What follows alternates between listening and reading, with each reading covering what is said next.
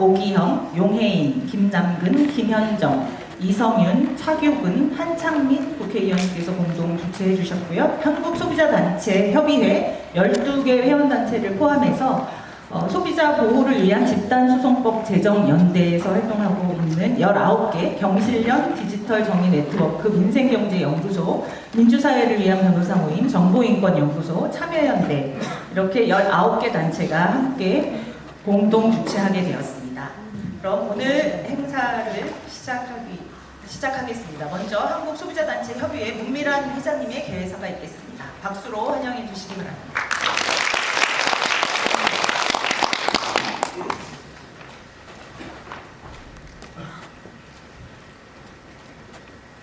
네, 안녕하십니까.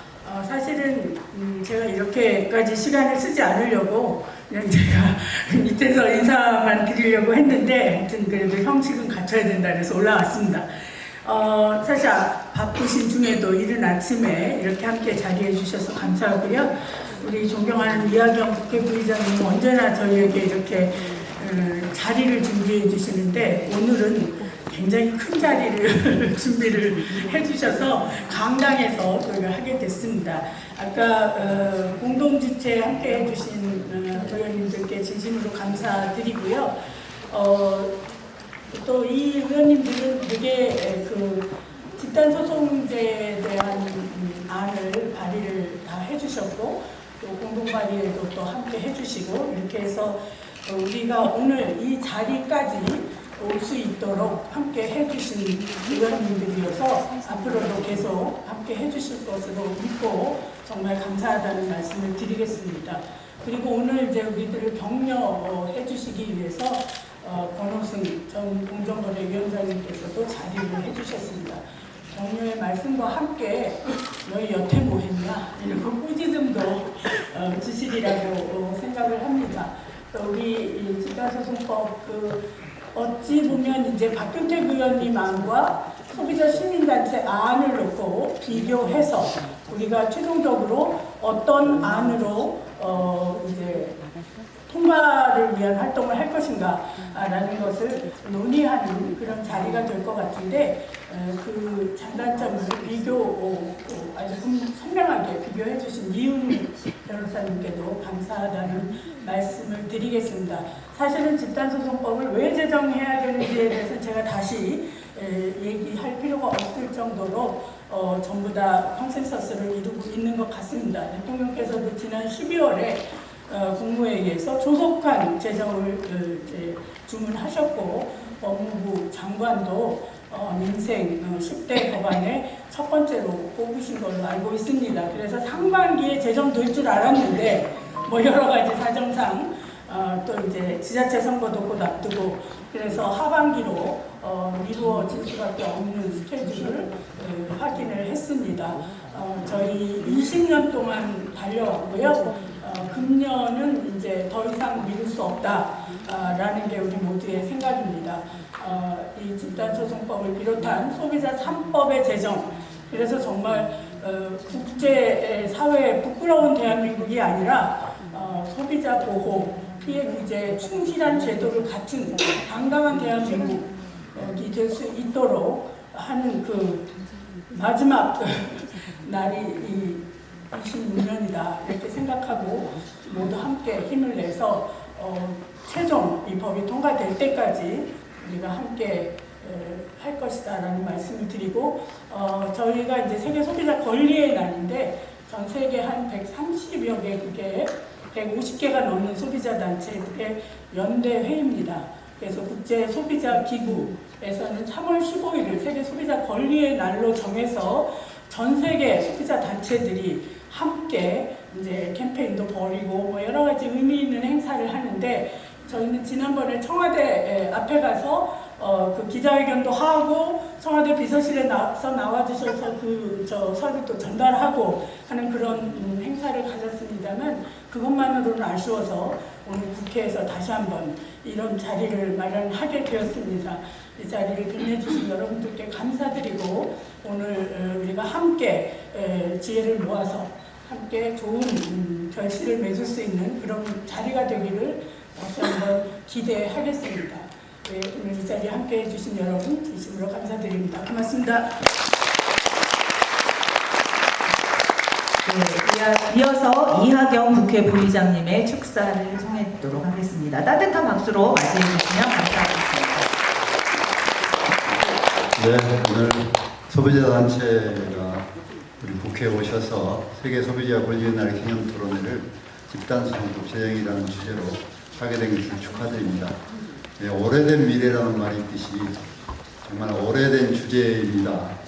그런데 우리 대표님 말씀 들으니까 올해는 꼭 되리라 믿습니다. 그렇죠? 네. 그리고 오늘 여기 오기영 우리 정무위원회 지금 간사님이신 거죠? 아닙니다. 아, 그렇게 하셨어요? 그리고 우리 김남근 우리 또 의원님, 우리 김창민 우리 진보당 대표님, 예, 이렇게 관심 있는 많은 의원님들께서 발의도 해주시고 해서 올해는 그야말로 어느 때보다 더 좋은 조건에서 집단소송법이 논의되지 않을까 싶습니다. 오늘 또 공정거래위원회 위원장이셨던 우리 권호중 박사님 비롯한 우리 또 변호사님들 많이 와주셔서 함께 좋은 지혜를 토론하셔서 합리적인 통과를 꼭 할 수 있는 올해가 되도록 함께 해보십시다. 저도 국회에서 노력하도록 하겠습니다. 감사합니다. 네, 고맙습니다. 부의장님께서는 전부터 계속 저희와 함께 하시면서 집단소송법도 발의해 주신 바 있습니다. 네, 이어서 더불어민주당 오기영 국회의원님의 축사를 듣도록 하겠습니다. 큰 박수로 맞아 주시면 감사하겠습니다. 권은수 교수님 참 오랜만에 뵙습니다.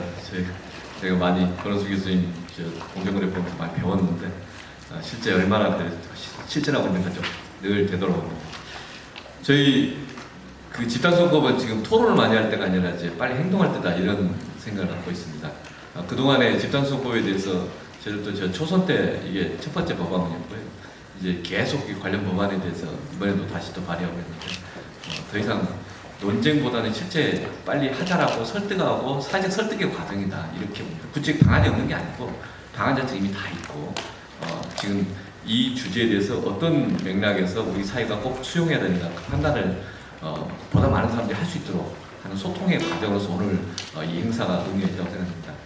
가습기 살균제 사건 때부터 저도 관심을 좀 가졌었고 또 다양한 토론을 했었습니다. 그리고 저희 오늘 좀 자료집에도 했지만 아이폰 배터리 사건 그 아이폰 배터리 게이트 있었을 때 자료 보니까 희망 그 참여자가 한 40만 명이 넘었었는데 나중에 소송 이임한 사람 6만 3천여 명 그리고 항소심 가서 7명 남았답니다.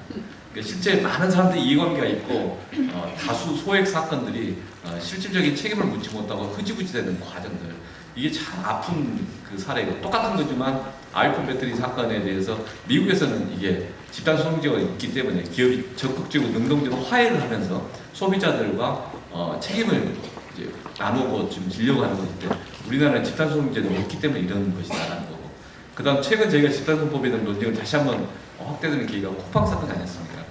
약 3,370만 개 정도의 데이터가 유출된 게 아니냐 그에 대한 논쟁이 있었고 그 청문회까지 했었는데 그 사안에 대해서 왜 쿠팡은 제대로 대응을 안 하는가 그건 로비 비용하고 손해상 책임 비용하고 비교해봤을 때 로비 비용이 싸다는 거 아니겠습니까?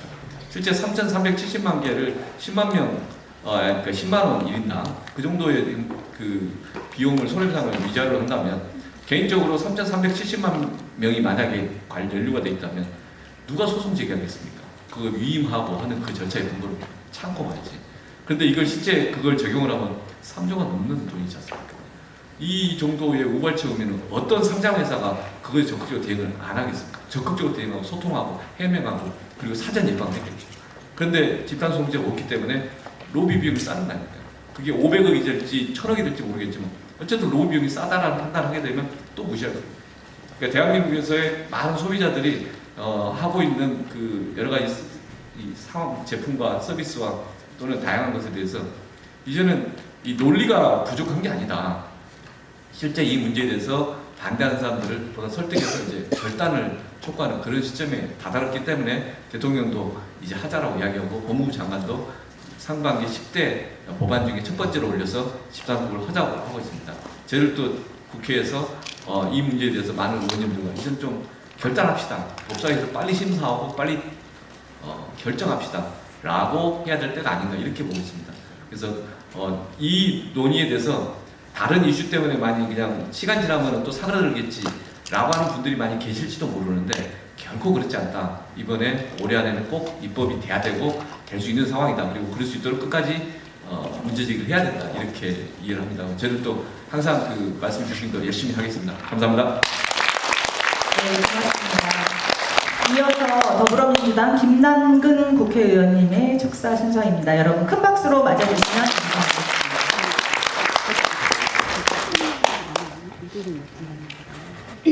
네, 여러분 반갑습니다. 국회 정무위원회 소속의 김남근 국회의원입니다. 네, 저도 변호사 생활을 한 26년 하다가 국회를 들어오게 됐는데 변호사 생활할 때 이제 소위 집단소송이라고 얘기하는 우리가 집단소송 법 제도는 없지만 많은 사람들을 원고로 하는 그런 소송들을 뭐 여러 차례 많이 해보고 그런 소송을 이제 우리 시민단체에서 많이 개척해온 그런 변호사 중에 한 명이었습니다. 예전에 기억나는 것 중에는 이제 뭐 그 아파트를 분양할 때 이제 아파트를 분양하는 거는 이제 굉장히 정부의 비대칭성이 강하죠. 아파트가 만들어진 게 아니라 이제 모델만 보고 구입을 해야 되니까 그러다 보니까 정보를 이제 충분히 공급하지 않았기 때문에 뭐 그 아파트 옆에 쓰레기장이 매립된다 뭐 이런 것들을 이제 알리지 않고 분양했다 그래가지고 이제 아파트 주민들을 모아서 집단 소송을 했었었는데 하다 보니까 이제 1차 소송하고 2차 소송하는데 갑자기 1차 소송을 이겼는데 또 2차 소송의 판사는 또 아니라고 그러고 패소 판결을 하고 그러니까 판결도 엇갈리게 되고 또 각각마다 이제 피해액들이 다 다르니까 하나씩 다 입증을 하라고 그러더라고요. 그래서 그 500여 명 되는 세대되는 그 입증들을 다 제각기 다 하려고 그러니까 뭐 입증도 무진장 어렵고 그러다가 한 7년 정도 소송을 하고 대법원에서 이제 결국 우리나라 이제 처음으로 그 정보 제공 의무를 위반한 경우에도 이제 손해배상을 한다 이런 이제 판결을 받은 적이 있었는데 이런 걸 보면서 이제 이런 거를 이제 7년씩 8년씩 하려고 그러게 되면 이제 머리 하얗게 되는데 뭔가 좀 제도가 있어야 된다 이제 그런 생각들을 좀 많이 했었고 시민운동을 하면서도 이제 이런 집단소송법을 제정하자 그런 운동들을 이제 적극적으로 했던 것 같습니다. 그런 결과로 이제 증권관계 집단소송법이라는 게 만들어져서 일단 증권관계에 한정해가지고 일단 집단소송을 해보자 그러는데 그때도 워낙 뭐 재계의 반대가 커가지고 방어적으로 이제 요건들을 많이 만들다 보니까 실제로는 거의 활용되지 못하고 있고 그런 법이 있는지를 지금 기억하시는 분들도 없는 것 같고 그런 소송을 제기하겠다는 이제 변호사도 없는 것 같습니다. 어차피 해봐야 잘 안 되는 거라는 거여서 그래서 사실상은 뭐 무에서 다시 시작하는 이제 그런 입법 좀 논의를 해야 되는 이제 상황이 아닌가 생각이 듭니다. 다행스러운 거는 그때 이후로 한 2000년대에 전 세계적으로 이제 집단소송법 제도들이 많이 만들어졌습니다. 나라마다 좀 특성은 있어서 뭐 특히 이제 뭐 유럽이나 일본형들은 주로 뭐 소비자 단체나 공익 단체들이 이제 원고로 나서서 먼저 1차 소송을 해서 대기업들의 불법 행위를 확인하면은 이제 뭐 피해자인 소비자들이나 이런 분들이 이제 그 2차에 이제 피해 신고들을 해가지고 이제 배상을 받는 그런 식의 이제 제도들도 많이 도입이 됐고, 뭐 미국식의 클래스 액션이라는 것들을 뭐 도입한 나라들도 있고, 두 가지를 뭐 절충한 그런 제도를 만든 나라들도 있고, 그래서 뭐 나라마다 이제 도입하면서 많은 고심 속에 이제 그 도입 논의를 하는 거를 했지만은 이제 도입은 해야 된다라는 명제는 이제 다 인정이 됐던 것 같습니다. 그래서 우리도 이제는 이제 도입은 해야 된다. 어떤 방법이어야 되느냐에 대해서는 이제 오늘도 좀 논의를 해주시고, 법무부도 또 여러 안을 갖고 있으니까 이제 그걸 빠른 시간 내에 좀 정리하는 작업들을 좀 해야 되겠다. 그렇게 이제 생각이 듭니다. 공정거래위원회도 이제 이 부분에 대해서 입법 준비를 하고 있는데, 또 공정거래위원회 안과 법무부 안을 빨리 좀 통일시켜야 되는 이런 문제들도 있는 것 같고요. 입법의 속도가 뭐 많이 나오고 있지 못하는 거는 이제 이 법안을 주로 다뤄야 되는 이제 우리 국회 법사위원회가 이제 지금까지는 이제 뭐 사법개혁, 검찰개혁, 뭐 요거 이제 총력을 하고 요거 끝나면 민생개혁을 하겠다 이렇게 이제 약속을 했는데, 요거 이제 거의 끝났으니까 이제 민생개혁을 하면서 아마 그 민생개혁의 첫 번째, 두 번째, 세 번째, 아무튼 세 손가락 안에 드는 중요한 민생입법으로 집단소송법을 이제 본격적으로 논의를 해야 되지 않을까 생각이 듭니다. 본격적인 논의를 시작해야 될 시점에 이제 요 오늘 대회도 열리고 토론회가 열려서 아주 시기적절한 그런 게 아닐까 생각이 들고요. 저도 오늘 오신 의원님들과 함께 국회 법사위에 있는 의원님들과 자주 소통하면서 이 집단소송법이 시급하게 빨리 통과돼서 소비자 단체들이 소비자 구제 활동에 좀 더 실효적으로 저처럼 뭐 7년, 8년 소송하지 않고 1년, 2년만 소송하면 이제 바로 결론을 낼 수 있는 이제 그런 제도로 활성화될 수 있도록 열심히 입법에 참여하도록 하겠습니다. 감사합니다. 네, 고맙습니다. 네. 다음은 사회민주당 한창민 국회의원님께 축사를 부탁드리겠습니다. 여러분 환영의 박수 부탁드리겠습니다. 네, 반갑습니다. 사회민주당 대표를 맡고 있는 국회의원 한창민입니다. 다시 한번 인사드리겠습니다. 축사는 배포된 자료에 있기 때문에 그냥 간단하게 한 가지만 강조를 하고 싶습니다. 오기 의원님께서 말씀해 주셨듯이 이제 이 필요성이나 쟁점에 대해서 동의하는 단계를 넘어서 이제는 실효적으로 어떤 제도를 어떻게 만들 것인가 구체적으로 실천하는 단계라고 생각하고 있고요. 문미란 회장님을 비롯해서 우리 소비자 단체 대표님들이 그동안 고심해왔던 것들을 이제 21대 국회, 특히 2026년에는 반드시 만들어야 된다. 이런 각오와 결의로 동료 의원님들과 함께 하고 있습니다. 네, 제가 강조하고 싶은 것은 그동안 이제 유럽이나 미국에서 이제 집단 소송 제도를 운영하고 있지만 여러 가지 한계가 있는 건 사실입니다. 그렇기 때문에 우리가 이번에 만들어가는 집단소송법은 그러한 경험과 그러한 결과에 대한 정확한 분석으로 실효적인 법안을 만들어내는 게 핵심이라고 생각합니다. 제가 이제 집단소송법 관련해가지고 이제 개인정보위 관련한 내용으로 또 별도의 법안을 내기도 했는데 공정거래위원회나 개인정보위에서는 여전히 유럽에서 했던 방식에 대해서 그리고 실제로 기업의 부담을 어떻게 하면 최소화할 건가 그 논쟁을 최소화시키기 위해서 되게 소극적으로 좀 임하는 경우가 많이 있습니다. 그것은 안 된다.